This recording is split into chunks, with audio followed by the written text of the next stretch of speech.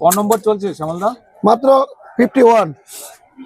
51? হ্যাঁ, এদিকে 50, এদিকে হচ্ছে 30, এদিকে হচ্ছে 20। হ্যাঁ, না তোমার 51 হয়নি, এখন 51 যাচ্ছে। এনারা কতগুলো করে খাবে? এখনো 105টা।